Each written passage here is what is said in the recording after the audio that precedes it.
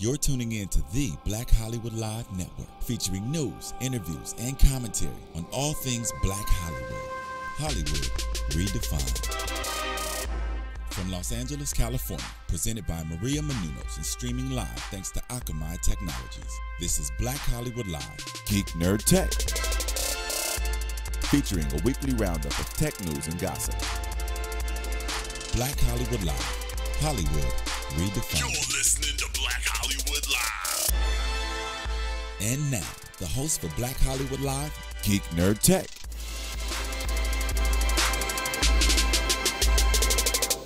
Geek Nerd Tech. The host, that's us. The host is Nando Velasquez. Yeah. Hello. Hi, what's up? And Achilles Shine. I'm teching over here. Tech it. Tech money. And me, Joe Braswell. We're the three hosts of Black Hollywood Live's new show, Geek Nerd Tech. We're breaking down all things in the nerd culture, the geek culture, and specifically in the tech culture.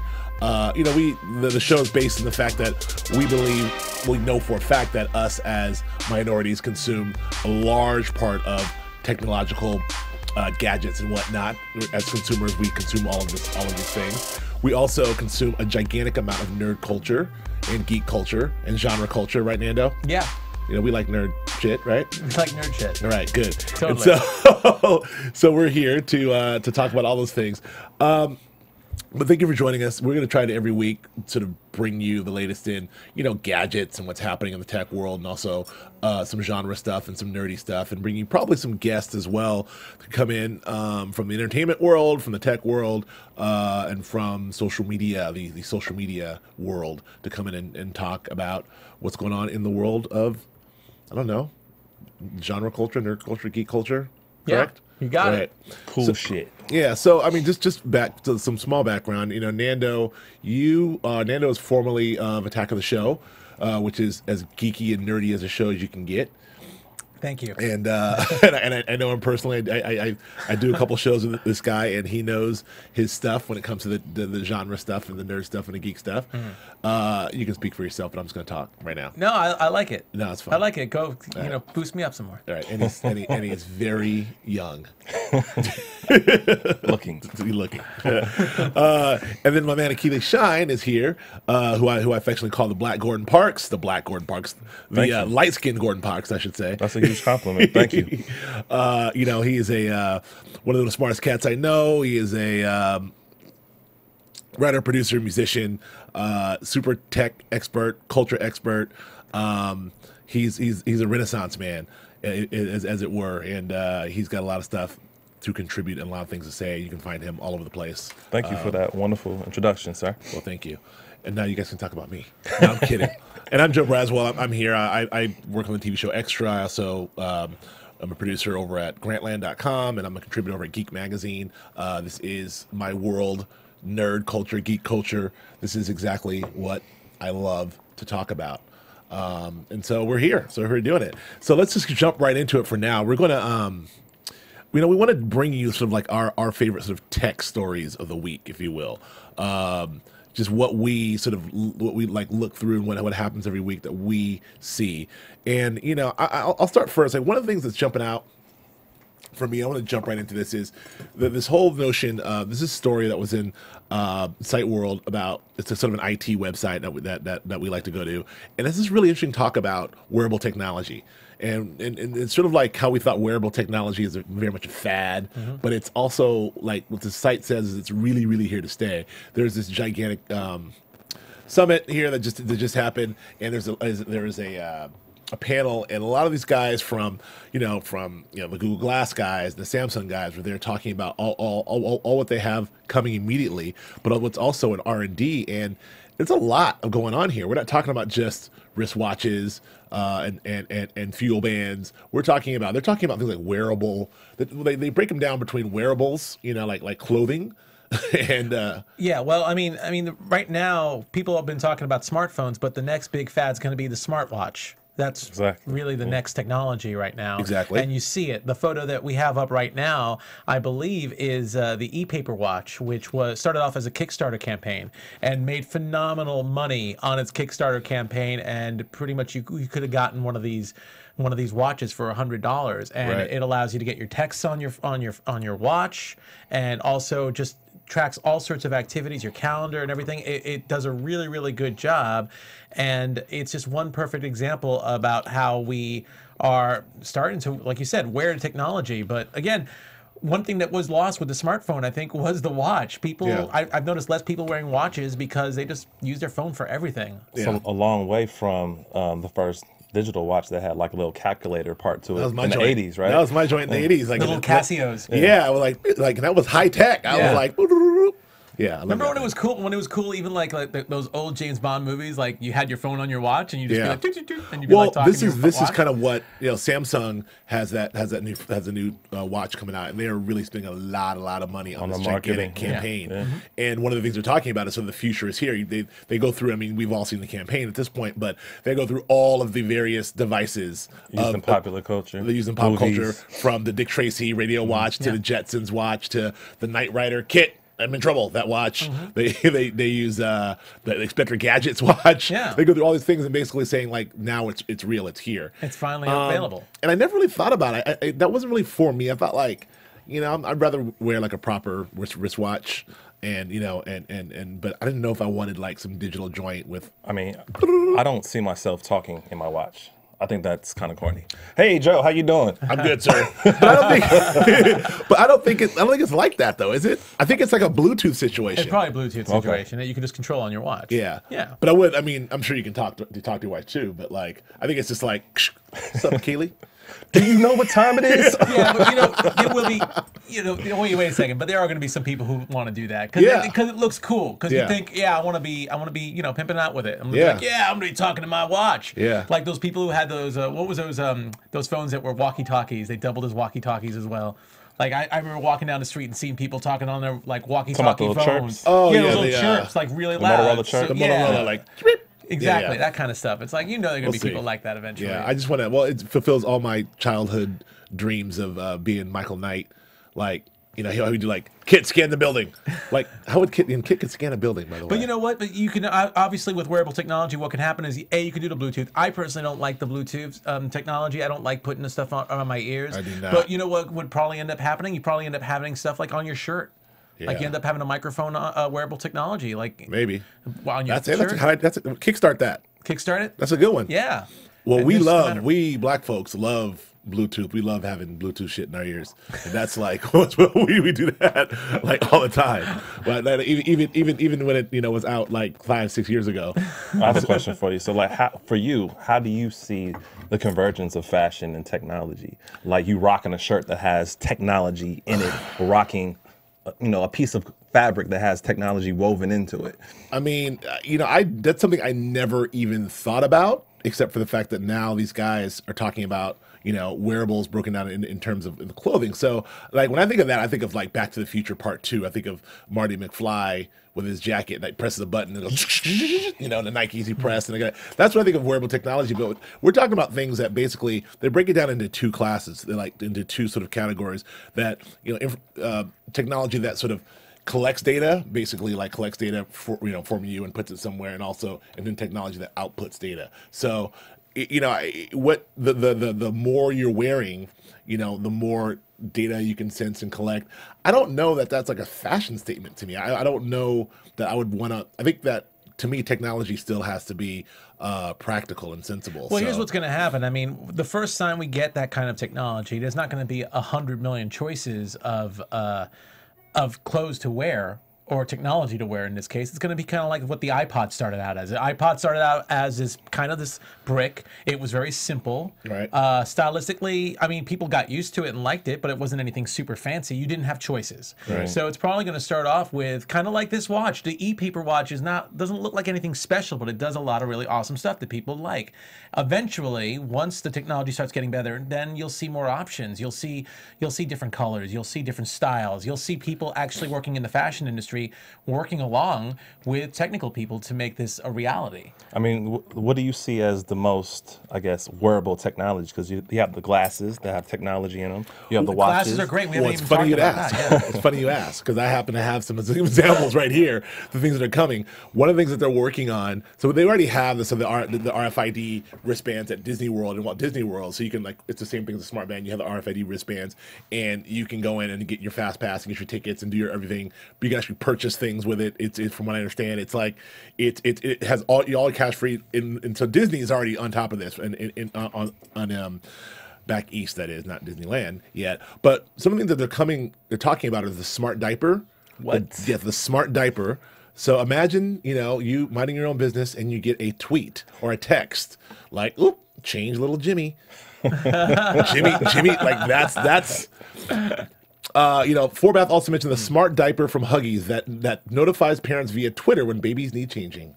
That's coming. That's crazy. That's technology at work there. We also talk about things like the Airwaves, which is this smart face mask, which is this is weird, but this is maybe like in China and some of the other places where you have high Concentration of pollution. High concentration of pollution. It actually will monitor where the air, what the air quality is like in the area, adjust, your filtration. Like that. That's like on some. That's like Fallout. The video game Fallout right now. It's like some weird technology there. So, all the glass technology. We know about Google Glass, which is coming. But this the variations of the Google Glass, what we'll be able to do with eyeglasses, which we already see in various spy movies and everything else. But like that technology, being able to put a pair of glasses on and have all kinds of information, be able to scan and receive, that's really not that far away. Not at all. I mean, Google Glass is already here, but so we'll see where that goes. And look, the Google Glasses has a single eye, but a lot of these guys are coming for the double eye. So right. I mean, we'll see. I think some company's called Movero. The I can't pronounce it. Movero BT100. They call it twice the glasses at half the price. It's like the new competitor Google Glass, where you get both eyes instead of one eye. So we'll see. I mean, there's tons of things coming, but wearable technology is basically here to stay. It's not a fad, so we should definitely get used to it. And I know a little later in the show we're going to talk specifically about the Nike Fuel Band, which I'm not. I'm the one guy on the planet who doesn't use, who's not familiar with it, and I still look like this, homie. I still look good. No, I don't. But yeah, I don't use it. I don't know about it. So there's a new one coming. That's a big deal that everyone's excited about. Well, you're wearing one. I'm wearing one. So you have? Yeah. I do have one. I don't have the new one, but I have the Yeah. See, I need to know about it. So we'll talk about that later in the show. But Yeah. but that's my story. Like I don't know. Kitty, what jumped out at you? What do you got for this week? What's your story? So man, the big piece of news that dropped this week was the piracy site Isohunt was shut down, and they had to pay a huge settlement, $110 million actually settlement to stop pirating movies, music, TV shows. No, is this so for those who don't know, Isohunt is one of the big sort of like places to go to illegally BitTorrent download your Breaking Bads and your everything else. So, but we're talking about really entire movies, television shows. I mean, software, music, everything. software, any type everything. of media. Right. Yeah. And this is kind of a big. I mean, this is a big win, right, for somebody, because this is a big win because these guys were. I think doing it's a big win for the creatives. It's a big win for those that make content, because I mean, you make a piece of content, you want to be compensated for it. And these type of sites, take away your bottom line. Like if you can get a whole season of a TV show in 5 minutes, like for free, Right. like that takes away from a creative's livelihood. Right. So I think it's a big accomplishment for the industry in the sense that it's going to help push back, sites like this that take away from people's pockets. Right. Which makes a lot of sense. I mean, I don't know. But so what I'm trying to understand is like, so how did Isohunt make money? They shut them down and they pay $110 million fine. I mean, do they have $110 million? Like, From my understanding, I think they'll only pay about $2 or $4 million. oh, only. only. That's chump change. Those guys chump make change a lot, for me. Those guys make a lot of money doing that kind of stuff, though. Too. Isohunt, they have premium services. You just pay, you pay certain. I don't know how it works. amounts. I don't steal shit like you do, Nando. You tell me how it works, criminal. No, I'm kidding. No, they actually make a lot of money. I mean, there've been other Pirate Bay, there've been other BitTorrent sites that have been taken down, and some of them, yeah, the guys are living out in Europe and outside of the U.S. jurisdiction, and Yeah, like Pirate Bay is actually shut down in the UK. You Yeah. can't even get that site Yeah. in the UK. Oh. So, I mean, it's a growing problem. Piracy is a growing problem, and it does affect the bottom line here in Hollywood. So, it is something that concerns a lot of people. And what happens, too, I think, is people feel like Breaking Bad's a perfect example. If you don't have cable, you're like, oh, I'll just BitTorrent it. But you're Right. really taking money out of a lot. And I get some of the people who argue for it. And the fact that maybe all the money that you spend on like cable, on your network, cable costs and everything else doesn't go to all the right people anyway. But that's not a reason to kind of, to turn down money off the people who really need to get it. Also, some of the arguments are like, if something's released here domestically, and say I'm in China or Japan, I'm not going to get that piece of content for months later because it's a later release. We live in a world where people expect things, they're entitled, they expect things immediately. Exactly. HBO, there was always a big argument about HBO Game of Thrones because people wanted to get HBO Go. They wanted to spend money, but they can't even get HBO Go, for example, without going to their cable company and ordering cable. Even if they don't use cable. Like, they don't want to use cable, so but they have their computer, so they'd rather just do HBO Go. No, you have to subscribe, and you have to actually purchase HBO as well. And it gets to be really crazy. Same thing with like downloading off of iTunes. There's like, again, you don't get stuff instantaneously as opposed to torrenting. So until they Shout develop, out to iTunes. Yeah, shout out to iTunes. Until they develop a better system for that, because there is some validity to these arguments. Why in a state where we can download anything, why do we have to wait 6 months to see certain things? And not just that, why do I have to pay the same amount that I would pay for a hard copy of a DVD for a digital copy? It should be way lesser. Yeah. My price should be scaled down. Yeah. Well, I think with iTunes, shout out to iTunes again, some other places, it is a little bit cheaper, but I still think they haven't figured out the exact formula. You know what's really cheap on iTunes? What's really cheap on iTunes? This show. Downloading this show on iTunes is dirt cheap. It's free 99. It's free 99. Free 99. One thing though that I do like about BitTorrents is that it say I produce something and I want to share it with you, and you're across the world, and I want to share it with you and your friends. Yeah. Like, I could just throw it on there and you can share it and pirate it and give it to all your friends. So the person that's not in the industry and has $1 billion behind them and doesn't care about making any money. Exactly. Like, it's a perfect way to promote, market your creative expression. Well, then here's the thought: why don't you just put it on YouTube? Well, beyond that, I think this just speaks to a larger issue that, frankly, Hollywood is dealing with now. I mean, they're in this big, the studios versus the Googles and everything else of the world. There's this fight for, content and how the content should be delivered and who's allowed to get it. And it's the same thing that we saw happening in the music industry about 6, 7, 8 years ago, where the music industry had dictated the way the content was to be distributed and delivered to their benefit, and they've been doing that for 75 years. And then all of a sudden, John Fanning and those guys said, we're going to do something different, which was illegal, but it really changed the entire industry. And ironically now, the thing about that whole Napster thing, which is so funny, is like they could have any of those guys, any of those record companies that don't exist anymore, any of those labels could have bought them out.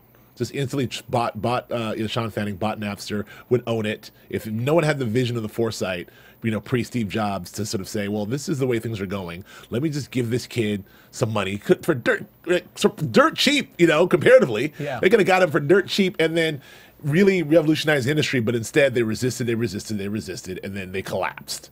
And now Napster is just like, Pandora, or it's just like, Spotify or anything else. It's just the same service that exists in the world, and he's legit, and all these other record companies are gone. That is all that to say is, it pains me to see, the television industry and the movie industry kind of going through the same thing. Like, they're having that same fight. The same establishment is like, we need to do it the old way, and we're not going to do it any other way, and we're going to control everything. It's like, I think that's the thing with technology. Technology evens the playing field, and the more things advance in a technological way, it depreciates in value. Like, if I can make the same thing that a TV exec can make, right. I don't see the mystique of it anymore. So why should I pay $20 for it? Well, $50 for it? I can make it myself. go. But then also, just on the case of the piracy, Isohunt will be shut down, but there'll be a new site up eventually. Exactly. Of course. Because people are smart enough to know how to figure. If they want to get something for free, there are people out there who just love the challenge of being able to create something or create a system or a network. The best way, and Hollywood has improved on this, is to set a system, because there are a lot of people who download stuff because, again, they're just tired of the frustration of trying to get stuff that's delayed, or the money conversation that's going on, or once Hollywood can figure that out and figure out a system, it'll get more people honest. Yeah. The people who want to steal will always steal. If you're a criminal, you're a criminal. I'm sorry. Yeah. That's the way it is. You can spoken by a criminal. Yes, totally.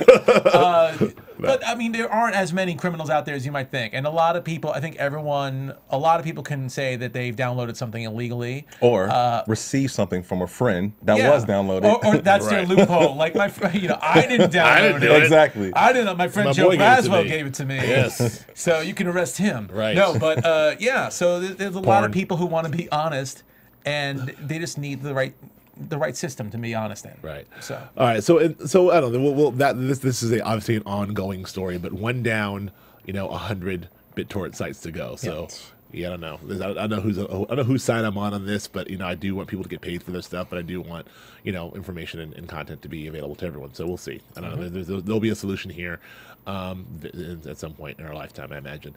Nando, what about you? What's your tech story of the week? What do you got? Well, today Virgin Atlantic, or actually Virgin Galactic. Oh yeah, get it straight. Yeah, I got it straight. Virgin Galactic spoke out about their future plans over at Wired 2013, and it's really impressive. I mean, these are the people who are sending billionaires out to space. Lance Bass, I think, was one of them. Like they actually got their tickets so they can go fly into Lance space. Bass is not a billionaire, but he's close. He's up there. He's got money. Celebrities. That NSYNC money is plentiful. I'm sure. NSYNC money is really, really deep. But really, they're just catering to this very high-end ideal of being able to travel into space instead of like the old-fashioned way where you have to go to NASA and be like some super athlete and train in a certain phenomenal way. Now you just buy a ticket more or less and go. Right.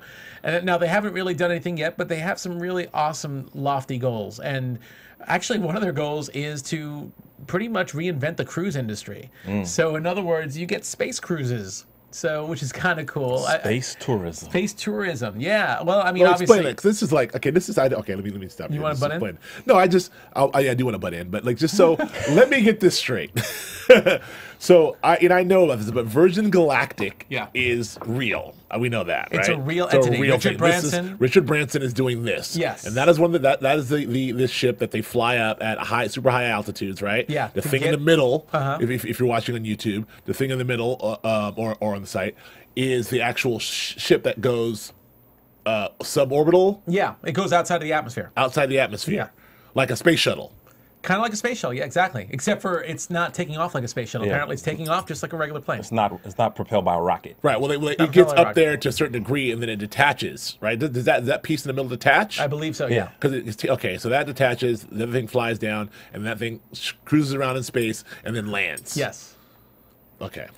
Is that crazy or what? Okay, so that's crazy. So and so what they want to do is build a bunch of these. Now that doesn't look very comfortable. I've been on a cruise ship. That looked very comfortable. I mean, how much am I paying to get strapped into that thing? This is obviously something that they're creating. Does not look like right luxury now. to me. It doesn't look like luxury. Well, this is long-term plans. This is something that's still way out there, but this is what they're working towards. They believe they can reinvent the cruise industry and do space tourism out there. Also, what I thought was really interesting about these planes that they're making. First of all, they're going to probably end up bringing back the Concorde. This is kind of Concorde-esque looking. It is. Style. It is. So their thought about how to fix space/air travel really involves taking a plane, as you said, taking a plane flying off and having it actually go suborbital to the point that it goes outside of the atmosphere. It's 10 miles up. So it goes, and apparently it's going to greatly enhance the speed. They were claiming that they could, in the future, make a flight from London to Sydney, Australia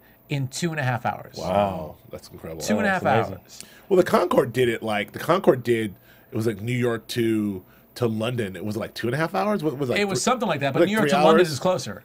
It's a lot closer than Sydney. Oh, sure it is. It's a lot closer than Sydney. That's crazy. So I would have to think, and I don't know. I haven't the looked Concorde this up. was really bad. That was a badass plane. That was a badass plane, but there was an accident in Or 2000. two. Like Yeah, it was a couple of. There was a couple There of. was a horrible explosion. But Yeah, and then they just lost faith in the product. I would so they never. just got rid of it. Never be in a Concorde. You got to think that 2.5 hours or 5 hours, and I'm alive. Yeah, no, or whatever exactly. it is. What is it? New York to London? I think it's what, 6 hours. I think. Yeah, it's like 6 hours. 6 hours, and I'm alive. I'll take that. I'll take no living. Thanks. No thanks, you Concorde. got to think that a average cruise ticket price is what, $300-$400. Yep. And this is $250,000. Yeah. Yeah, well, obviously the prices are going to be expensive. This is not going to be something that's going to be available necessarily to anybody in the meantime. But it's a very novel concept. Right. And you know what? This is the way the future looks. You know, this is the way the future could be. All right. So I don't know. Like, so do we have a timetable on this thing? They Like, didn't set up a timetable yet, but you can imagine that the fact that they have this here, that they're gonna. This is their first announcement about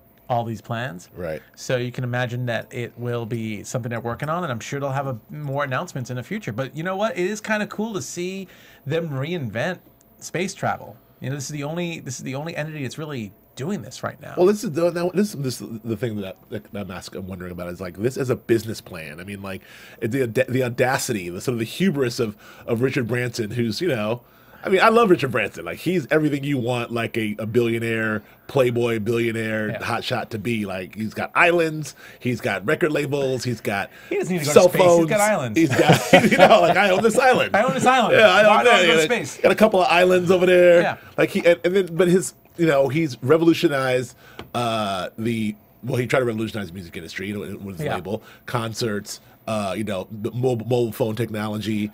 I think his company was what we talked about, vertical integration before. Yep. Having your own label with your own artists, your own music, and selling it in your own stores. Yep. Well, I think he was one of the first guys to do it on like an international level like that, which was very successful. Right. Well, shout out to Branson. Good. That's some crazy. I don't know, some crazy-ish. But I will never. I don't care if I am like super loaded rich. I'll sign up. I'm going. You really? I'm going for sure.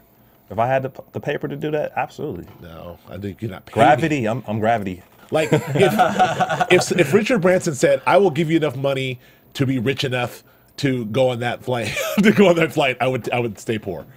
No thanks.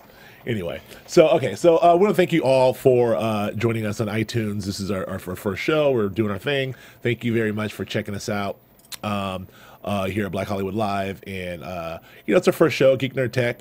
We hopefully have a lot more to go, a lot more to talk about. So please feel free to download us and check us out and rate us, and we will try to do good stuff. Try to do good stuff. Try to do Yes, good sir. stuff. There we go. So, I want to talk about some pop culture stuff here, and I really wanted to talk about this show that I'm super, super excited about, which is J.J. Abrams' new show on Fox, Almost Human, which is, you know, for the nerd geeks in the room, 3 of us. It's a very, very exciting show. It's a very, very, very, very cool thing. It's got my man Carl Urban, who. Carl Urban all of a sudden become like the geek fanboy. He's Judge Dredd. Yeah. He's Bones. Yep. You know, and now he's this dude, you know, Lieutenant Detective John Kinnox, whatever his name is. I think it's John Kinnox or something. So, I like Carl Urban. I don't know where he came from. Well, he's an Aussie. Yes. You're pulling this so out. Australia. He's Australia. Yeah, he comes from Australia. Okay, that's check. He comes from Aussie. I got it. That's all I yeah. need to know. That's all you need to know?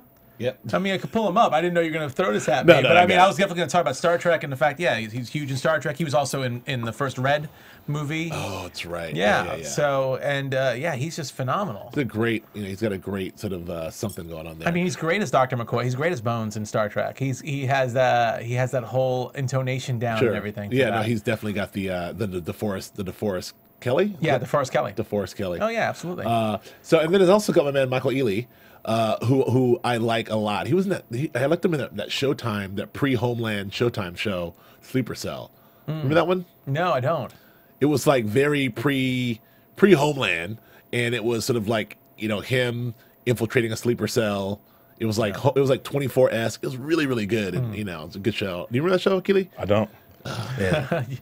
It's before our time, man. Shout out to Michael Ealy though. So the premise of the show is obviously set in the future. It's very Blade Runner-esque. It's this futuristic. Basically, it's a cop show. It's a cop show, standard cop show. But the twist is it's in the future.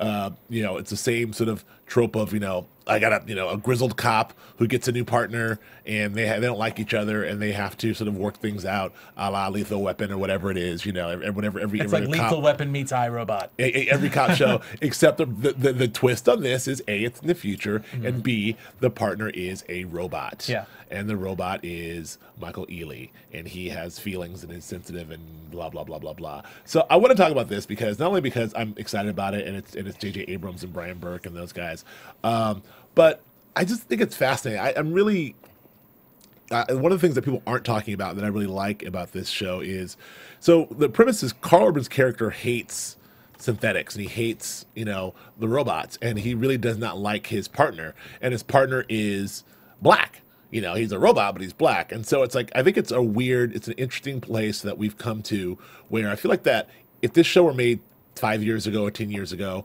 Michael Ealy would have to be the non-synthetic, and then Carl Urban would have to be the robot, because it would be really sort of uncomfortable to have this white man saying how much he hates this black character, even though, but it's not talked about at all. It's elevated to the point of like, this is a real, this is 35 years in the future, so it's like a real post-racial society, which I don't know if we'll ever get to a post-racial society, but this is a real post-racial society. Is allegedly, Michael Ealy is mixed race, and so he's like this sort of like the everyman, if you will. No, there he is right there. So he is like, he's this very earnest synthetic, and Urban's this grizzled cop, and they're supposed to sort of make it together and do their thing. I kind of like that premise. I like the idea that he's this, he's this black dude. It's okay for this character to not like the black guy, and nobody get pissed off about okay it. with it. It just seems like that's progress to me. I don't know. Do you think that that's something that might get brought up though in the mainstream media once this comes out? I haven't heard that take yet. Yeah, that's a hot take from Joe Braswell. That's a hot take. Yeah, I'm just curious. I don't know. I'm just curious about it. But I don't know. But I was talking to my man Achilles Shine about this, and he had a different take on that. Yeah, my take was very, very much different. I mean, I see where you're going with it in terms of, 10 years ago, how the reversal might be more suitable, more acceptable. And it's interesting that we're able to see this on television now. But I mean, I don't quite share the same thought of you. My thought is more so like it's kind of symbolic of how things typically are historically in this country as it relates to race relations. Explain. In the sense that a robot is meant to serve the master. A robot is programmed to serve the master. Yes. And so the master happens to be white. Why you got to be black? And the robot happens to be black. And not only, typically we think of robots that don't have emotion. This character is a robot with emotions. Right. So he yearns for something. I wonder what he's going to yearn for. Well, okay. Is he going to yearn for freedom? I want to be free. I thought this show was progressive. I thought this was a new take on stuff. Well, don't forget that the one word you want to remember in this is they're partners. They're still Yes. they are partners. Well, I've actually seen the pilot. Okay. And Does this come up? I would say I get where you're coming from, Achille. I don't see that now. They're going out of the way not to make it that. They're really trying to do something different and saying the sci-fi genre piece. But man, that kind of blows my take up. I can't even look at Michael Ealy the same way. I'm like, damn, like no. But I really I agree. But I feel like, well, I guess what you're saying is what they should be clear, or they should be like they should not be. What should they be? I mean, that's just my answer to your take. Like, right. I mean, of course, like the difference between a robot and an android is an android has human features, so clearly it would have to have some humanoid features. And right. being that he looks like a black guy, is a Right. black guy, I get it. Right. I don't know. Any takes on the show from you? Forget you don't get dive into the race stuff, but like, are you excited about the show? I'm excited about the show. I mean, it's J.J. Abrams. I mean, the cast is great. Michael Ealy's done a lot of great stuff too. I mean, we talked mainly about Carl Urban, but Michael Ealy's been. I have to pull up some of the stuff because I can't remember off the top of my head. But he's definitely a name that stood out for other stuff. I'm really curious to see how popular Michael Ealy's character is, because I think people do identify a lot more with the robot character for some reason. Yeah. Partially, I mean, everyone sees the humanity in a character like this. And you even like I mean, that was really interesting concept that you had there, and I'm sure other people might think that way. But look at other robots like Spock. Not Spock's not a robot, but Spock's very robot-esque, like a logical type of person. But I was actually referring to Data. That's what I was thinking about. I got you. Data is like the perfect example. What about like characters like remember that movie Short Circuit? I know I'm dating you and me right now. Yeah. But Short Circuit. I'm too young to remember Short Circuit. Or Wall-E. I read about it. Or yeah, but there are characters. I mean, this is technically your character of something that is not human that longs to be human. Yeah, that's a thing. So I mean, that's a reacoring thing, and we can go back to Blade Runner dating me even further. And Short Circuit. But that's the 5, thing. Like, what 5 is alive. What's like the crux, the foundation of being human, to be able to pursue things in life without restriction, essentially. Right. And a robot can't do that. Huh. Well, well, you'll see the show. I mean, he just wants to be free and treated equal. and not to be bossed around. No, we'll see. But anyway, it's a good show. I will say my only we only have a few minutes left, but my only other hot take on this is, like, when you said this, like, it's J.J. Abrams, and I hear J.J. Abrams, I get excited. I love J.J. Abrams, everything about J.J. Abrams, but J.J. Abrams, TV career as of late has not been really cracking. He hasn't really had any. I mean, he's done some progressive things. He did the Spy. What's the Spy one he did with Boris Kajot and the Nigerian British girl who's really hot, the two black spies. You don't even know what it was. It was NBC 2 years ago. I forget what it's called. But anyway. It was Undercovers? No. Yeah, Undercovers. That's exactly right. That was it, yeah. Two black spies, two black leads on TV. It lasted 2 seconds. Yeah. But and it was a good show. It was a good show. It was a really good show. But he tried. So I don't know. But my point is, I don't know. J.J. Abrams has got to take some big swings and some big misses. So I think he really needs a TV hit. I mean, Lost was a long time ago, at this point, and so was Alias. So and so was Felicity. So I'd like to see that. I hope this is. I'm rooting for him on this one. I hope this is a hit. And then we're gonna run through these next quick things. Speaking of TV, Nando, your boy Sean Diddy Combs has launched a new network. Yeah. And we've talked about this for a while, and this comes from this new Comcast deal that sort of says, when Comcast bought NBC Universal, the cable company, it was like part of what they have to do is they have to create some channels for some minorities, give some minority owners some opportunities to have some channels. So you have people like Robert Rodriguez, the director Robert Rodriguez got to start El Rey, which is also coming, which is a sort of like the English Spanish language channel that you'll be watching, Nando, right? Yeah, of course. Rey? Yeah, El Rey. El Rey. Absolutely. Nando? El Rey. But Akili and I will also be watching the Revolt, which is Sean's network. This is Sean. I call him Sean, which is Diddy's network, and it's here, and the programming's out, and it's a lot of buzz, a lot of hype. It is music driven. He's the face of it. I don't like what I see so far. I mean, I'm a fan of Diddy and what he's done for hip hop. What he's done, in the last 20 years, like he's done some amazing things, and I'm rooting for him with this new venture. Right. But the things that I have seen thus far, with the amount of money that they put into this platform, and just like the output of production and just the creativeness about it, I'm not really seeing it. But I want to give it some time and be fair.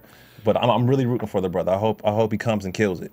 I mean, I'm not rooting against him. I really hope he kills it too. But like look, launching a network is not easy. You saw Oprah, exactly. It's hard to come out of the blue with all new programming. You need to have a bunch of established reruns. All these other channels start with people buy 10 seasons of Frasier. And syndicated stuff. You just run Frasier all day, right. and then you build an audience, and then you build your your thing around that. That's all these networks start. So good luck to Diddy Combs, but that's definitely something that we'll have our eye on. And then now before we get out of here, really quickly. I do want to hear about this Nike Fuel Band, Akili. So tell me about this thing. So yeah, man, the new version is dropping next month. The Nike Fuel Band. What is it? I don't know what it is. Essentially, it's an activity tracker. You put it on your wrist. Where have you been? Everyone has one. I don't exactly. know. Some nerd tech guy I am. I don't know what. I don't have one. I mean, in a nutshell, it tracks your physical activity. Got it. It tracks how many calories you burn, how many steps you take, and then it has like this social aspect to it where you're able to share that data with friends, a community, and so then you can compete. See who, pretty much in the course of a day, you get what's called fuel points, and those fuel points, you track those over a course of time, and that's how you compete with friends who also have fuel bands. Wow. But essentially, in a nutshell, that's what it is. It's tracking your physical activity. And the new one actually has a sleep mode and is able to... It'll put you to sleep? It's able to track your sleep if you're getting, It'll put you to sleep. if you're getting good Press a hours button. of sleep. Well, the new one's called the SP, right? Nike Fuel Band SP, I believe. It's called the SE. SE. Yeah, Oh SE. God, my initials. How do you like yours? I like mine as the kid says. It tracks. It's an accelerometer, which Okay. is I don't know. The way I look at it, it's almost more like a what do you call those things when you walk? It charts the amount of steps you take. Pedometer. Pedometer. It's an accelerometer, so it's a little bit more Accelerometer. high tech than a pedometer. That sounds like Cialis or Viagra. Accelerometer. Accelerometer. Well, yeah. I mean, you accelerate, and it judges, I guess, according to how much you're accelerating your movement, your motion. It's not just like a pedometer; just really gauges the distance. But I guess this does a little bit more. There is GPS technology, I believe, on here as well. But what I like about it is it attaches to my iPhone. And I can share it. Again, I can share it. I can look at the map. What I don't like about it is there are goals that can be set, and to set like how active you are. It's great for saying, I want to be active. Let me see how active I am. And you could see your Nike fuel bands, which is the Nike calorie count, really. But what happens is if you have till midnight to achieve it. And if you don't, what you can do is you can just start waving this thing around and marking up the numbers. So you can cheat with this thing. The thing with the new one, though, which I think is really cool, is that it has Bluetooth 4.0. So instead of you plugging it up to a computer or plugging it up to your iPhone, it does it, Oh, you could do. It has Bluetooth. This one has Bluetooth as well. I don't know if I have a 4.0, but it has Bluetooth. I can just sync it up with my iPhone without charging it or anything. But ultimately I like that. I just wish that there was. I'm glad about the sleep mode, excuse me, because that's one thing I've been curious. There are other ones. Jawbone has one called Up that I believe monitors sleep mode, I know that one. and there's My a sister few has that others. Yeah, you know about Up. You don't know about the Nike My Fuel sister Band? has a Jawbone Up. Yeah. You know Jawbone, but you don't know Nike. Yeah, sorry. You just killed them off on that Yeah, one. No, just took Jawbone. off- just take One of off my his- sisters sent me a text like, I got Jawbone. I'm like, Jawbone? Like, I thought it was like one of Bone Thugs and You were Harmony. like, oh yeah, Jawbone. What's Nike though? I still don't know what Nike is.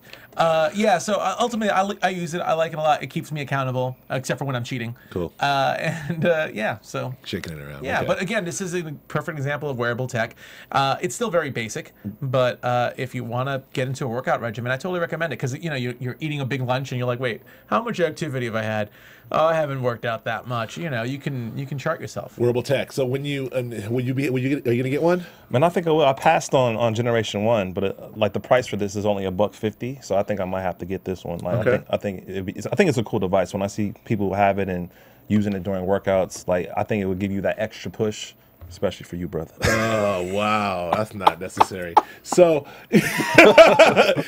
I have to get the wearable the watch tech and then the wearable other You joint. don't have a gang of stuff on I'm your like, wrist, yeah, right? I need the- Yeah, I don't wear my watch. diapers. Really, I don't really wear my watch because this thing. the glasses, Google Glass. Google I'll be Glass. like, okay. You can get beat up on the street Man. for all your stuff. We'll talk about Google Glass a little more next week when it's here. Did you say Google Glass or Google Ass? I don't know. It depends. If you Google Ass, you don't know what you'll get. Don't Google Ass, folks. Google Glass. Anyway, that's pretty much all we got. We were going to talk to have a special guest in tonight, but did not make it. So we will have a very, very special guest next week, and we'll try to have a guest for you every week, someone we can talk to and break some stuff down with. But in the meantime, that was Geek Nerd Tech. We will do this every week, and we will get better and better and better until we are the best nerds ever. Nando Bell, where can we find you? You can find me on Twitter at NandoVell. Yes, sir. Simple. Achilles Shine. Achilles Shine, you can find me at Achilles Shine on Twitter, Instagram. Got a lot of great projects going. Check me out. Yes, and you can find me at Twitter at Joe K. Braswell and on Instagram at Joe Braswell. Is that how that works? I'm new to Instagram. That's it. Thank you very much. Thanks for joining Geek Nerd Tech. See you soon. From producers Maria Menounos, Kevin Undergaro, Phil Svitek, Dario Kristen, and the entire BHL staff, we would like to thank you for tuning in to the Black Hollywood Live Network. If you have questions or comments, tweet us at BHL Online or email us at info@blackhollywoodlive.com. For more exclusive content, visit blackhollywoodlive.com. This has been a presentation of the Black Hollywood Live Network. I mentioned it a couple of times. Hollywood redefined. The views expressed here are those of the hosts only and do not necessarily reflect the views of BHL or its owners or principals.